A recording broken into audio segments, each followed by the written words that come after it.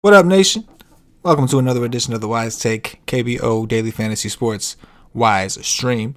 CKO13 here. You can find me on Twitter at CK_013. And I, of course, am from the WiseTake Nation, which you could find on all the social media platforms listed above. We are a premium DFS content provider as well as a DFS community designed to help make you a better DFS player.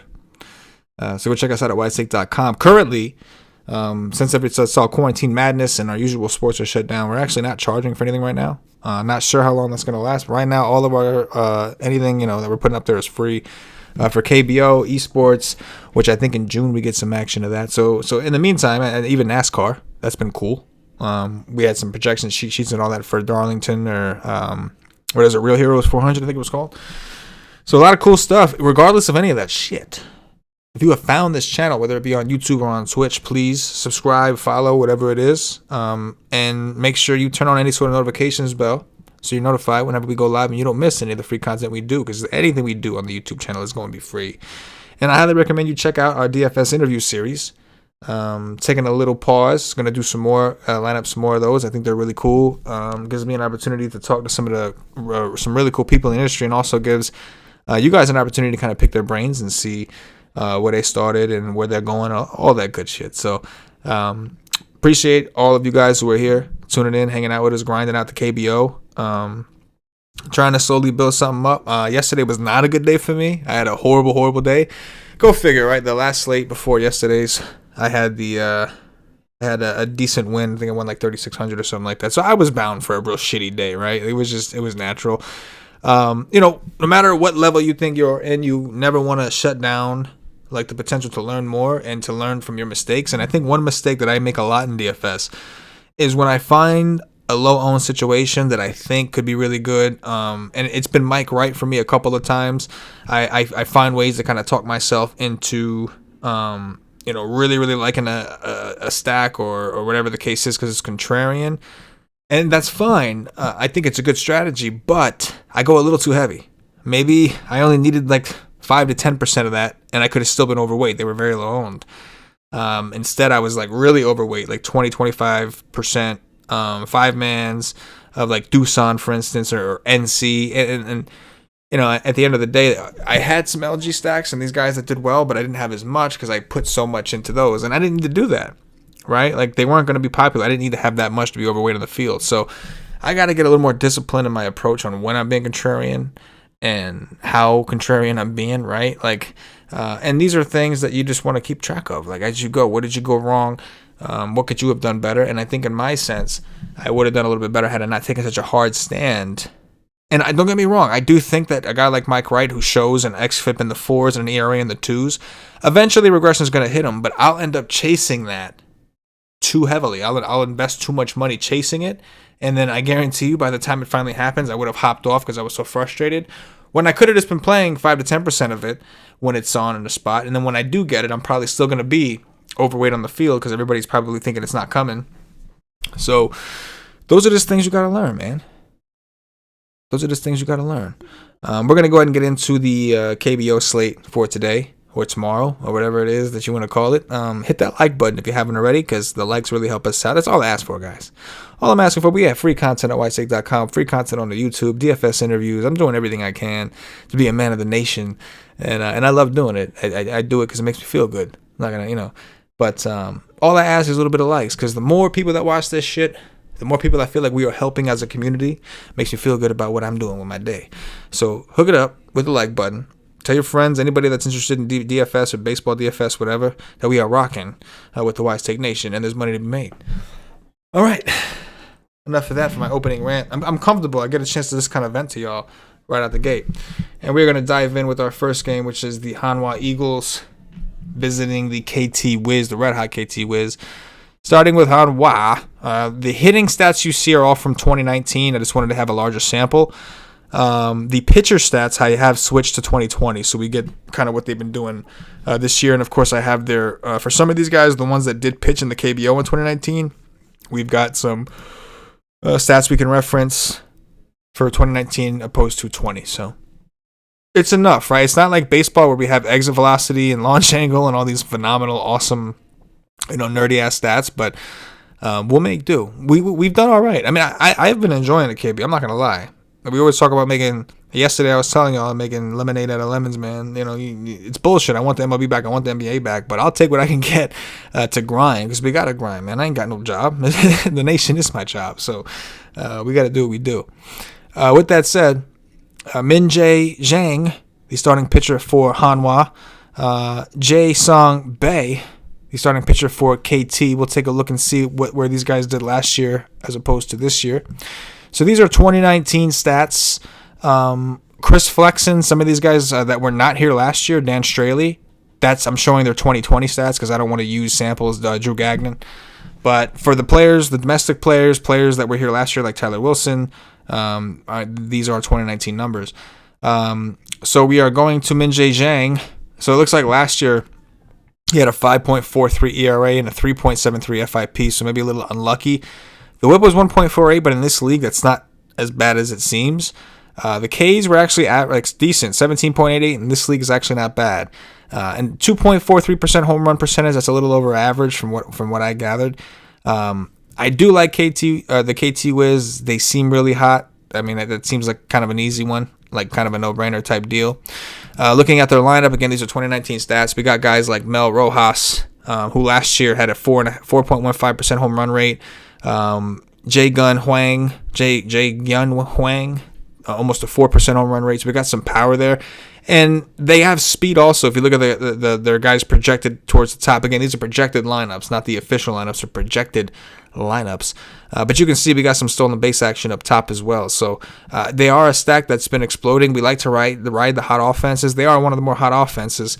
And if we look at 2019 stats real quick on our boy here, Min-Jae Zhang, the ERA and XFIP look good. The whip actually looks good. The strikeout percentage is one of the lower ones on the slate, and I think that's really where I come off. To be honest, it's not so much about how bad Zhang's been, because he hasn't really been that bad, right? It's more so about he's playing a hot team and he doesn't strike a ton of people out, so we expect him to put a lot of balls in play. And for this slate, I think that's kind of key as we go through some of this stuff. So yeah, I do like the KT Wiz. Once again, I want to ride the hot hand. We saw Doosan. When Doosan got hot, it was just every day nonstop. And that's what we're looking to catch in this particular situation. Jae-Sung Bae. Do we have any interest in Jae-Sung Bae?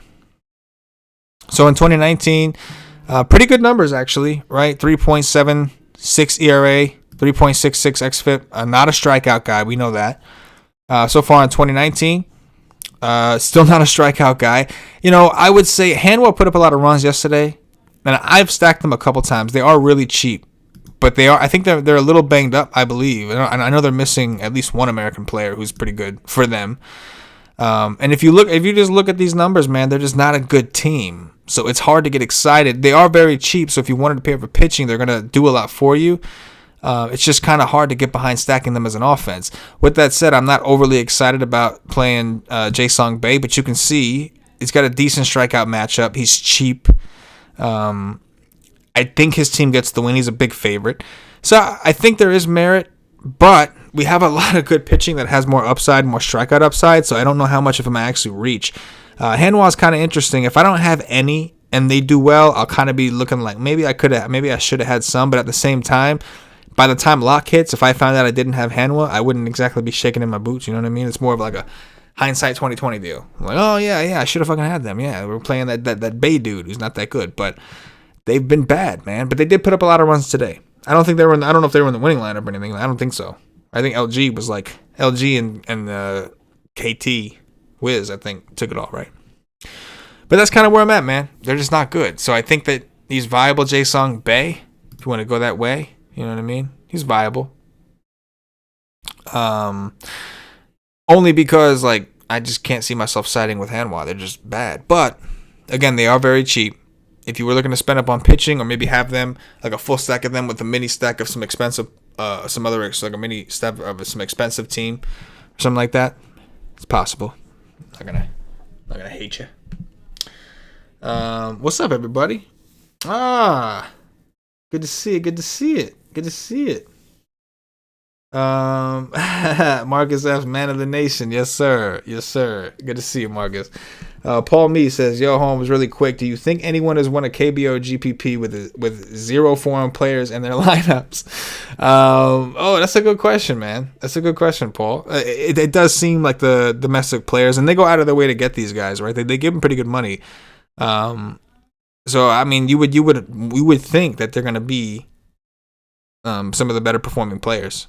I don't think I've seen it yet, right? I mean, I'm used to, because I always know, because I recognize names, and the names we recognize are the American ones. That's because that's what we're used to. We've seen these guys in Major League Baseball for years, and we know how to pronounce their names, because some of the Korean names are just very difficult to pronounce when you look at them. And I'm half Korean, bro. My mother's for Korean, so it's like, I regret not learning it when I was a kid. That's on me. Who would have known it could have helped me at a time like this? Who would have known? I could have been on ESPN breaking down some KBO shit, man. You never know. But anyway, Gilbert Powell, let's get this money. CK, what's up, Gilbert? Good to see you, man. Always here for the grind. I appreciate it.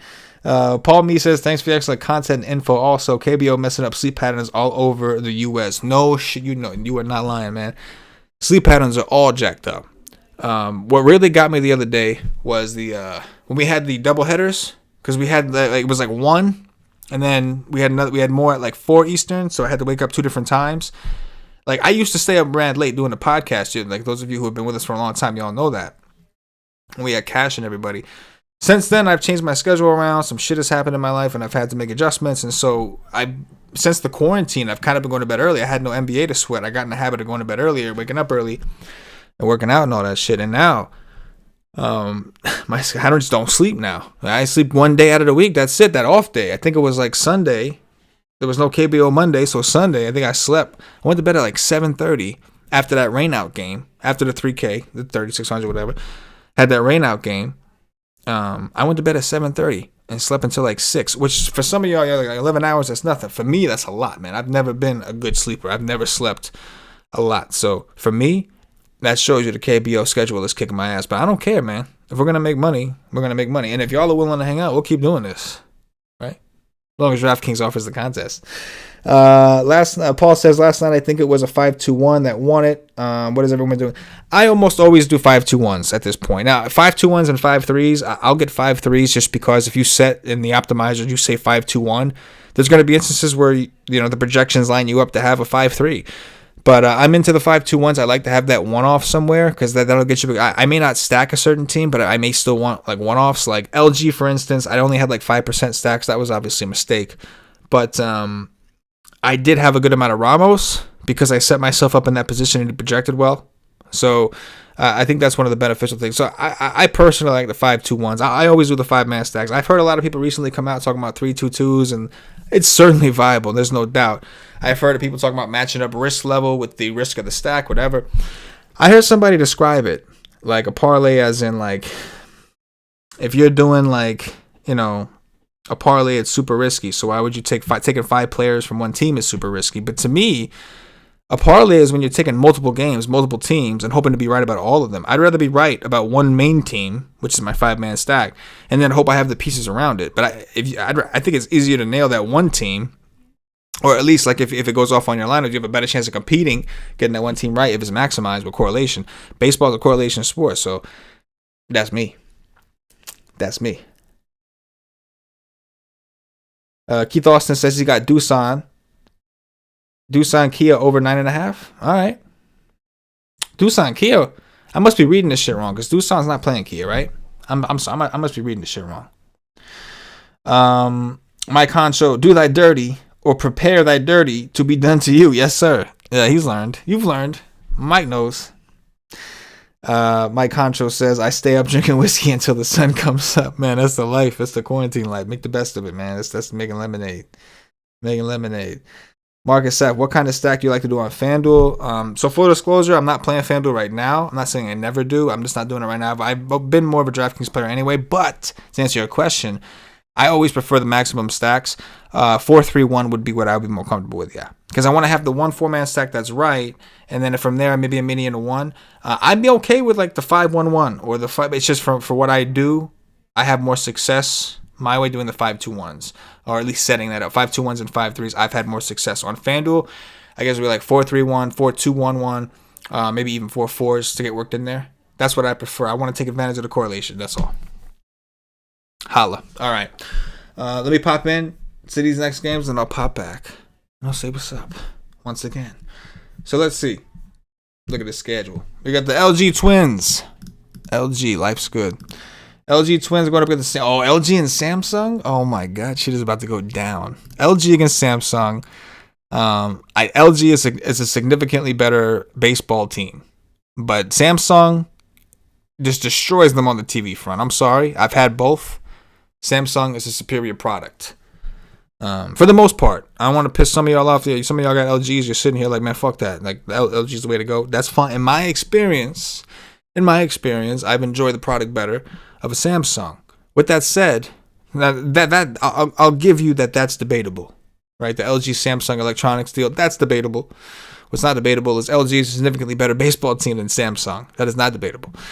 Tyler Wilson takes the hill. This is your 2020 stats you see at the bottom here. 2019 stats for the hitters once again. Going up against Chae-Young Choi. Tyler Wilson I do want to look into pretty thoroughly. So at 2019, Tyler Wilson was here. He had a 2.92 ERA, a 2.99 FIP, which is awesome, a 1.162 whip, which is well below average in this league. Home run rate was well below average. K rate was probably maybe slightly above average because of how little the Ks are. 18% is not bad. And he's playing the team that strikes out the most in the league, Samsung.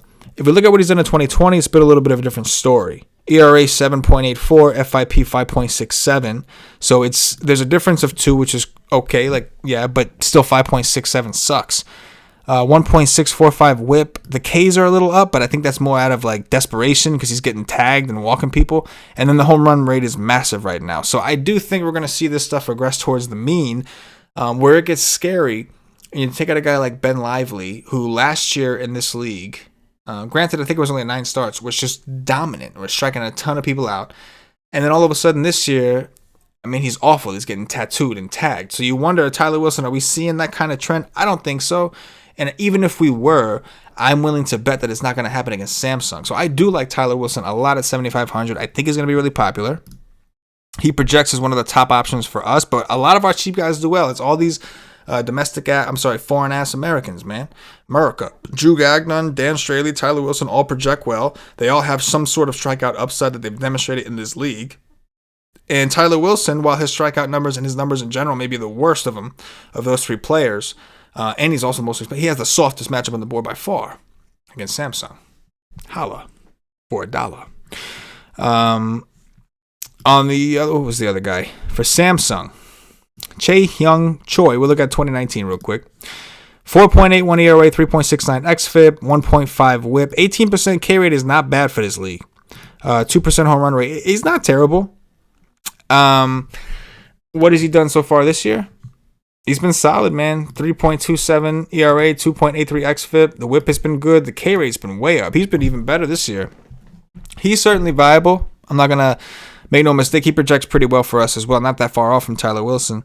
I would much rather pick on Samsung than LG. I don't mind the LG stack. They went nuts today. I think that this pitcher is a little bit better than who they saw today, and David Buchanan, who coming off that awesome game. No wonder he got racked. But I'm good with the pitcher. I'm okay with LG. I'm not crazy about a ton. I think Tyler Wilson's probably what I have the most of in this game. Now, with that said, I will have some LG stacks because, again, I like to play teams that are hot. Anytime a team's erupts for that many runs, I want to see if they have any more left in the tank and go back. And LG's prices continue to be disrespectful. Just completely like Ramos. DraftKings just disrespects this guy day in and day out. I think he has like a 9% home run rate so far in 2020 or some shit crazy. And they just continue to disrespect his ass with these $3,100 price tags. So yeah, I mean, Ramos is a one-off all day. I'm cool with some stacks of them. I like Tyler Wilson. I think that Chae-Young Choi will be very low owned, and I think he's viable. But I think I would much more prefer the LG side of this thing, to keep it transparent. A whole lot of Giants against the Kia Tigers. We got Dan Straley, man. So Dan Straley wasn't initially supposed to pitch. He was supposed to pitch tomorrow. I'm not sure. Maybe one of you guys know why he's pitching today or tomorrow, whatever. He was supposed to pitch the following instant. He's actually pitching on 4 days rest. So I'm not really sure why that is, but I do know that is the case. So We'll have to kind of just see what happens. So Straley's been kind of crazy, right? We can look at him. He's playing Drew Gagnon, another foreign-ass player. These guys have both been kind of crazy, right? Let's take a look and see how crazy. So I think we're just going to look at 2020 because both these guys have only been in the league this year.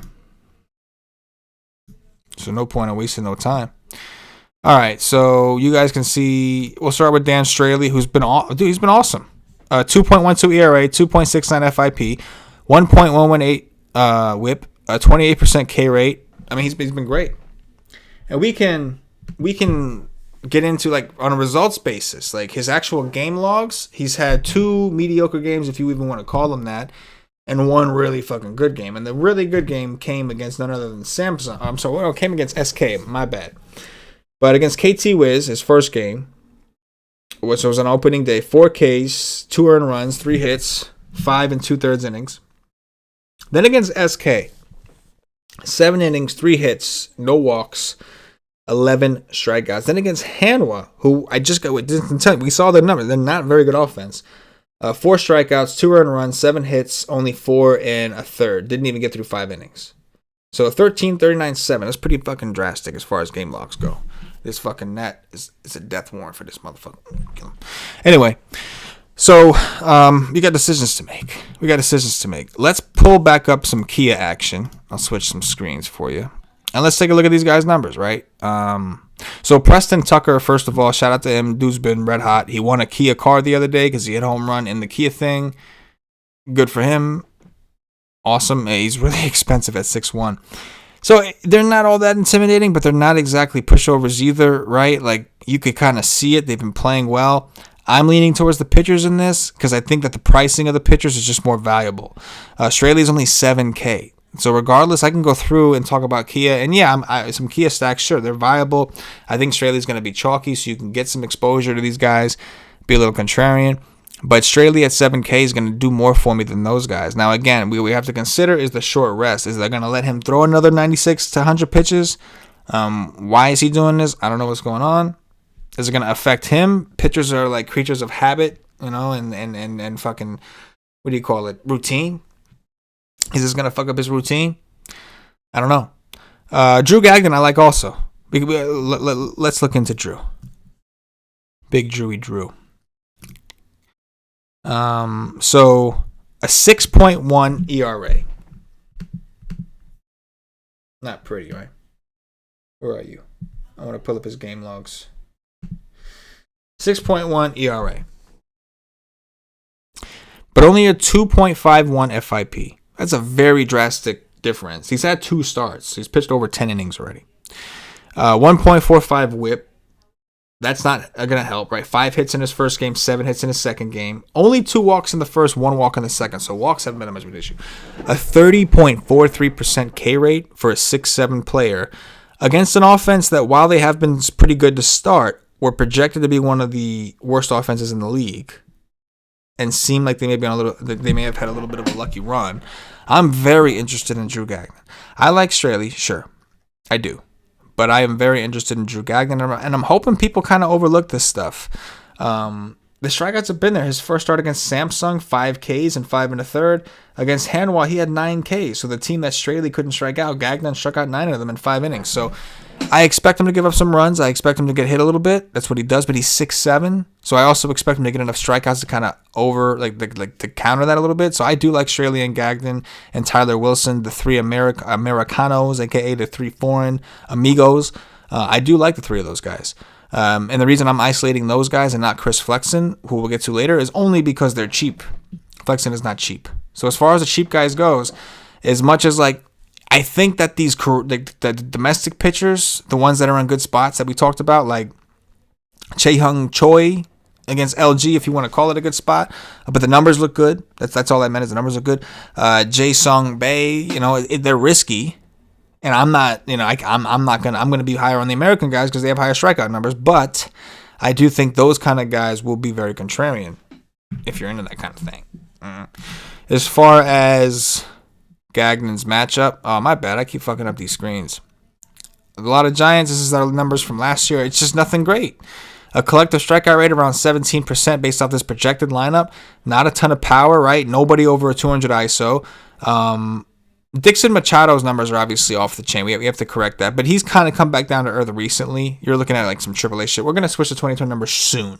I tried to do it today and it'll give you some fucking problems. So I said, fuck it. But yeah, I'm not really into the bats here. I'm more so into the pitching, and I like both pitchers. They're both cheap. They both have upside. And both these offenses, I think that we'll just call them middle of the road for now. Is that nice enough? Is that nice enough? I think so. Paul Me, thanks for answering. Thanks for answering at least one foreign player from what I've seen. LG at Samsung, ESPN tomorrow morning. Worth keeping in mind also. Yeah, no, absolutely. I wonder. I would assume these guys know. Like, I wonder if these two pitchers know, because then, you better believe they want to pitch in the major leagues at some point, right? Dwayne James, CK, my man, what's up, champ? What's up, Dwayne? Good to see you, man. Good to see you. Your video with the true OG Cashin was awesome, man. Loved it. He's a real mofo. Keep up the weird work, man. That guy is one of a kind, man. Cashin DFS is one of a kind. He's a very good dude, and more than anything else, he is an entertainer. I don't know if he realizes, because I don't think he necessarily tries to do anything. It just naturally is. But I appreciate you checking it out. Thanks for the kind words, bro. Myron Kidd, Sungbum Na and Roberto Ramos are so disrespected on DraftKings. They have a lot of overpriced bums, damn near 6K. Myron, you hit it right on the head, man. I just got done telling you that Preston Tucker is 6,100. Hyung Woo Choi is 6,200. And listen, these guys are good players in this league, but they are not better than Sungbum Na and Roberto Ramos. No way, no sir. So I completely agree. I don't understand why they keep getting disrespected like that. I don't know what the deal is with DraftKings, why they keep doing that. But that is a phenomenal point that you make, my friend. Guys, if you haven't hit that like button, please hit that like button, man. Please hit that like button. All right, let's keep it rolling. We've got the NC Dinos. Where we at? NC Dinos and the Doosan Bears. So this is an interesting one. We've got two of the top teams in the game. Doosan won it all last year. The Dinos led the league in homers last year and got off to an 11-1 start, red hot. And we've got two of the better pitchers. Chang Mo-koo, at the very least, as far as domestic players go, is, in my opinion, from what I've seen so far in this league, the best pitcher in the KBO. I'm not comparing him to the American guys. I'm saying just the Korean guys at least. And this isn't like, oh, he's good for a Korean. Like, he's legitimately good. This guy is nasty. We'll go into his numbers right now. Chang Mo-koo. And his name is sick, man. It's a cool-ass name. But you can see, so this is 2019. 3.2 ERA, 3.5 xFIP, 1.178 whip, a 25% strikeout rate, which is just glorious to see in this league. And again, that was over 2019 season. We look at 2020, what he's done so far: a 0 ERA, a 1.17 FIP, a .0643 whip, a 36.73% K rate. Now, we're stuck between a rock and a hard place because Doosan is the team that strikes out the least in the league, and they're obviously a very good offense. Now, I know Doosan went kind of nuts. I was big on Doosan yesterday, and after watching them struggle against Mike Wright, they had Mike Wright bases loaded a couple times and just failed to kind of punch it in. It kind of occurred to me that while they did go hot, they went kind of apeshit during that streak. Most of it was against really bad pitching. So I actually do like Chang Mo-koo. He's gone for like 30-something DraftKings points and over 30 DraftKings points in his two starts or whatever. But I don't necessarily need that to be satisfied with what he gives me. It's hard to like really justify paying all the way up for him in this matchup too much because you have so many cheap guys like Tyler Wilson, Straley, Drew Gagnon, and even Chris Flexen. We'll talk about in a second on the other side of this game. But I truly believe this guy's good, and I want to play good players. So I'm going to have some, even if it is against Doosan. With that said, he reminds me, if you look at his numbers, that he does give up home runs. At least last year, 2.23% home run rate is a little bit of average here. So I will have some hedge stacks. Like, say I'm like 35%, 40% cool, whatever I decide. I'm going to have some hedge teams like 10% Doosan or whatever on the other side. Depending on how much I get of Koo, I'll have a certain amount on the other side against him because this game can go either way. But I do lean towards the pitching. I think both pitchers kind of show up. Chris Flexen, we only have a sample for this year. He's looked awesome so far in the KBO, man. 3.75 ERA, 2.93 FIP, 1.250 WHIP, almost a 25% K rate. He's playing the Dinos, who hit a lot of homers, but the Dinos have actually been striking out a pretty good amount so far this season. If we look at last season, 2019, it kind of paints a little bit of a different picture. Let me see here. Where we at here? Oh, Changmo. Okay. Damn it. Yeah. So okay, here we go. They have a 15.73, but if you look at this year's numbers, they're actually coming out. They're grading above average in strikeouts, meaning they strike out more than the average team so far in this particular. So I'm into both pitchers as well. Maybe they'll be a little lower owned. I can see a team like LG pairing really well with these kind of guys because they are cheap and underpriced. And again, it's about ceiling, and these guys have ceiling. So I'm a little torn with pitching. I don't like the pitchers I do like. I like a lot. So like rotating my exposures, I'm kind of hung up on how much I want of who. But it works the same way against flexing, man. I'm gonna have some NCD shares too, like say 5 to 10% of each of those teams. If I do 5% each of those teams, that means I have somewhere in the 30s or 40s of the pitchers, which is very possible. I lean towards Koo. I really do. I really lean towards Koo. But at the same time, I do like flexing as well, and I also think that Tyler Wilson and Gagnon and Straley and these guys are also very viable. But I do like a lot of the pitching today, no doubt about it.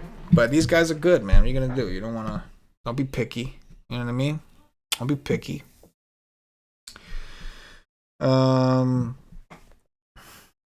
keep it rolling. Last game, the SK Wyverns and the Kiwoom Heroes. This is where I plan on getting some offense. I know I didn't talk a ton about offense. SK recently sent a bunch of guys down to the minors and called some other guys up. So if you look, there are some of these guys, when we switch to 2020 stats on the visuals, now the projections already have an average of their previous year and this year. So if these guys don't have any stats for 2019, it's just going to go up what they've done this year. So this year they haven't really done shit. That's why their projection is so low.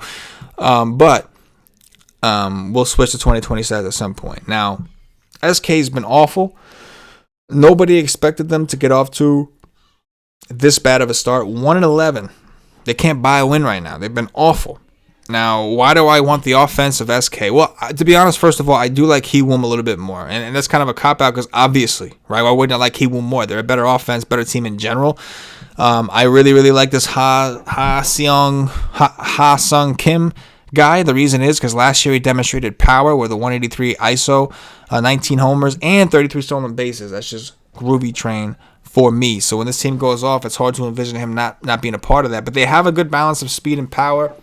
So I like the Kiwoom Heroes. But I also like SK. SK's cheap. I don't think they'll be very popular. Jamie Romack 6K, so I think people are going to be a little afraid. They've been slumping a little bit. Romack and Troy not doing as well as you like to see. But at some point, you got to think they're going to get it going again. And this could be the perfect situation because if we look at the guys they are facing. So first of all, this is Kiwoom's pitcher. So as far as SK goes, this guy had a 4.48 ERA, a 4.09 FIP, which isn't terrible, but it's one of the worst on the slate that we're dealing with. 1.51 WHIP, a 15% K rate, just under 2% home run rate. So this guy just he don't strike anybody out. And if you look at who's under him, it's the opposing pitcher whose stats are almost identical. Right? FIP is very similar. WHIP's almost identical. Strikeout rates almost identical. Home run rates. So these guys both suck. This game, by the way, is in a dome. Kiwoom is the only team that has a dome. So if we're looking at these numbers, especially if we go over to 2020 and just take another peek, you can see Jung Hoon Park, his FIP and ERA look good. The WHIP is extremely high. The Ks look good, but he's playing Kiwoom Hero, a better offense. We see that this is not what Jung Hoon Park is. This is more of what he is. Right? Matter of fact, who has Park played so far that he was able to accumulate those type of numbers? Let's find out right quick. He's played Hanwha, who's not very good. Against Hanwha, give up 8 hits. He had 4 strikeouts, give up 8 hits. Now, he had a pretty good game against LG. Can't take that away from him. But I'm going to lean towards both offenses in this, man. These guys don't typically strike people out, and I'm going to ride that hand and just, that's kind of what I'm looking for. The only other situation that the guy really don't strike people out is Jae-Sung Bae, and I'm not really trying to stack Hanwha. I'm just not trying to stack all of them. So I'm going to be heavy on these offenses, man. I really am. And I'm going to go on SK as well. I think right now those are my two of my favorite stacks. I haven't written the article's almost done. I'm going through the offenses actually. I wanted to come through and talk out the slate with you guys before I made the decisions on the article itself. But the KT Wiz and these two guys are my favorite offenses. And then I figured between LG, NCD, and Doosan, I'm going to work some of them in. But the other games I'm pretty much taking pictures from and just kind of letting it rock, man. It's a weird slate, but I think the pitching is kind of favored. Like, I don't necessarily want to get too cute with the bats. I want to take the bats that I think are in really good spots, the best spots possible, because there's some really good pitching on the slate, and there's some really shitty pitchers on the slate. So, or at least some guys that just, to me, are significantly worse. So that's kind of, it's kind of how I'm rocking. You know what I mean? That's how we do it, right? But shit, I mean, KT Wiz has been red hot. But there's a lot to like, man. Again, the cheat sheet's up, the DraftKings cheat sheet. Guys, these are projected lineups. Appreciate those of you hanging out with us. Hit that like button if you haven't already. These are projected lineups.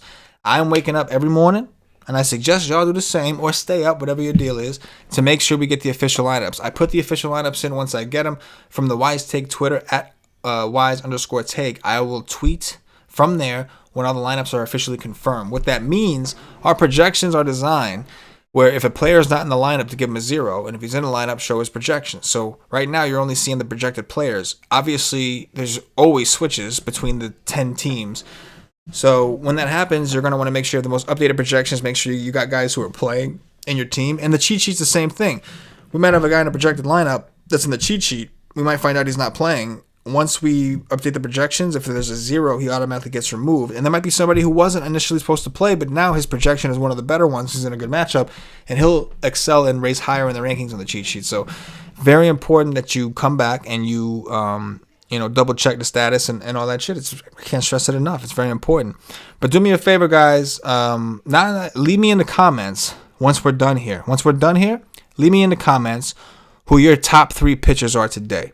Right, we have a lot of good pitching. I want to know from you, who are your top 3 pitchers for today?